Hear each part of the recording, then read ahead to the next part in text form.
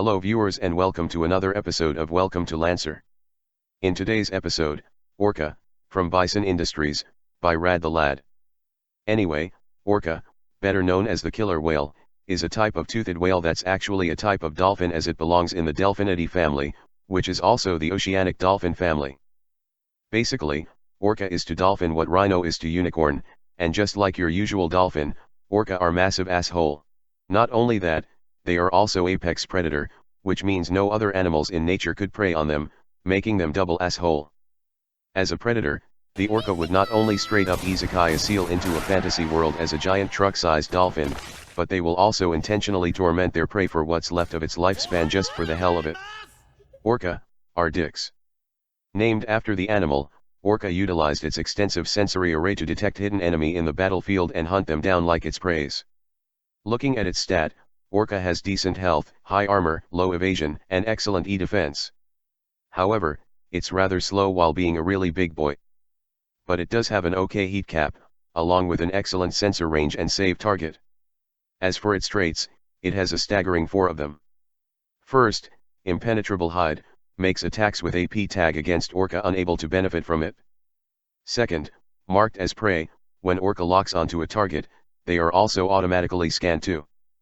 Third, Sonar Network, Orca can lock onto 2 targets instead of 1 for every lock-on action, which means yes, you can lock onto 4 targets with a full tech lock-on. Fourth, Overclock system, whenever you take heat from your own system or weapon, you take 1 additional heat to yourself. Also if you overheat, you cannot perform any tech actions at all until you spend a full action rebooting the system. All in all, this make Orca a strong and tough support mech that should not get too hot no matter what you do.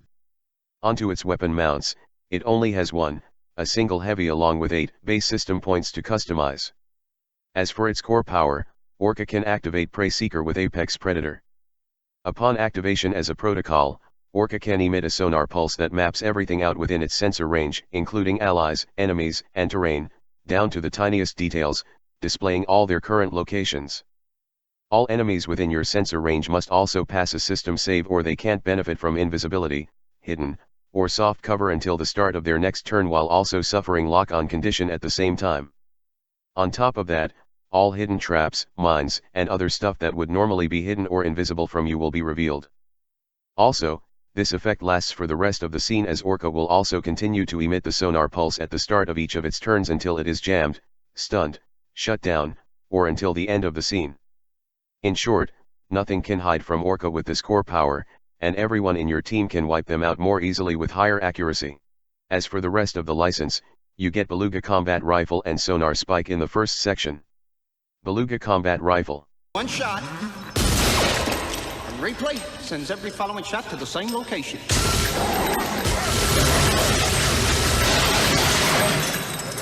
Is a rifle for when you want to shoot around the cover really badly. Good damage, long range, accurate and smart. On top of that, if you consume a lock-on when attacking with this weapon, you deal 1d3 kinetic bonus damage, gain AP tag to ignore enemies' armor, and outright ignore their cover too. The only bad part is the 2 SP cost, which is rather painful but it seems absolutely worth it. Sonar Spike, finds where your enemy lives so you can murder them. With a quick action, you can throw the Sonar Spike onto an empty space within range 10 of you. Then at the start of your turn, the spike pings all enemies within its sensor range, which is 5, revealing all of their positions and making them suffer lock-on. On top of that, you can treat the Sonar Spike sensor range as your own, meaning you can do some horrible tech actions with it, and they also last until the end of the scene or when you pick them back up, which I recommend you to do so because it can refill your limited charge up. However, the Sonar Spike can still be destroyed so don't feel too bad when you lose some, they give you 3 of them minimum for a reason. In the second section, you get Stonefish Minefield Launcher and Bottlenose Condensed Phased Radar Array. Stonefish Minefield Launcher, because an explosion per day makes your enemies stay dead. With a quick action, you can deploy loads of minefield in Blast 2 zone within range 10 of you that cannot be overlapped. Any enemies that walk into the minefield for the first time on their turn or start their turn there will get blown up with 3 AP explosive damage and must also pass a system check or get impaired and slowed until the end of their next turn. This field lasts until the end of the scene too.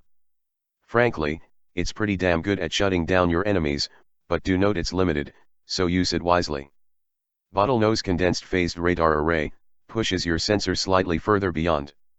Upon activation as a protocol with +2 heat, until the end of your current turn, your sensor range has been increased by 5, and when you performing lock-on and scan actions, it affects both the targets and everyone around them.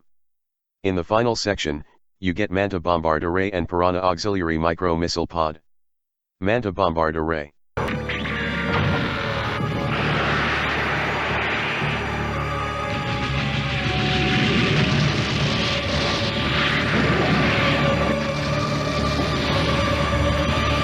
Is a heavy missile launcher made for that ace combat experience, low damage for a heavy weapon, and has ordnance and inaccuracy on top of that, but it has smart and seeking to get around most accuracy issue, and even then the inaccuracy doesn't matter because of its mechanics.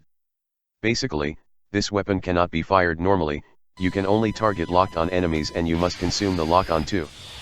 That sounds terrible, but it gets better because you can target any number of locked on enemies within the weapon range and attack them all at once, consuming all lock on. Do note that you can only attack the enemy once whenever it fires, but it still is pretty good for mass attack on everyone around you. And finally, Piranha Auxiliary Micro Missile Pod, just for even more authentic ace combat experience. For once per turn, every time any character got locked on by any means possible, you can consume the lock on and lob a bunch of missiles straight at them, dealing 5 explosive damage to them automatically as well as 3 explosive damage to everyone around them if their buddies failed their agility save. But, it's also limited, though with that big of a number, you probably won't run out of it anytime soon, which brings in the next problem.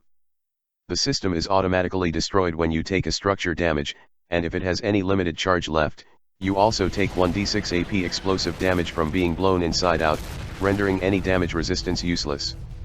As a conclusion, Orca is one beefy ass support mech that plays around intensively with lock-on mechanic that can also kick a whole bucket of ass on its own.